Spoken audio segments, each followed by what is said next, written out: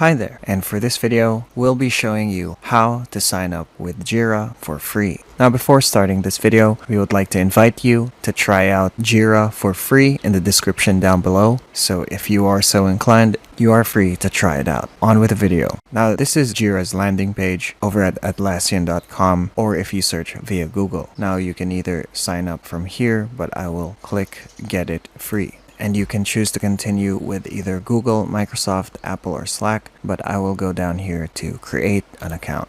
I will put my email here, I will sign up, and I will have to verify with the code.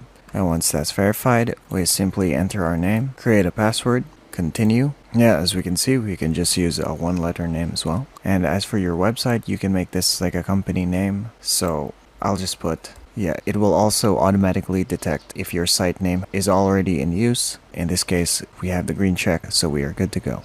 Now once here, we can just choose what applies most to what we're trying to do. So in that case, let's say software development, and let's say we are tracking bugs. We can choose as many as we want. And here by default, as we can see here, it will already boot us up with a Scrum project. So we can already start with our boards. This is our Scrum board. Here is where we can code. We can connect these three, add a different view. We even have a spreadsheet form, and you can even have a market sample as well. And this is what it would look like. Now we may have another video featuring how to use Jira, but for this video, we will end it here. Still, I hope this video was helpful. If it was, please leave a like, maybe subscribe, and ring the notification bell so you don't miss any of our new videos. Thank you for watching, and see you again next time.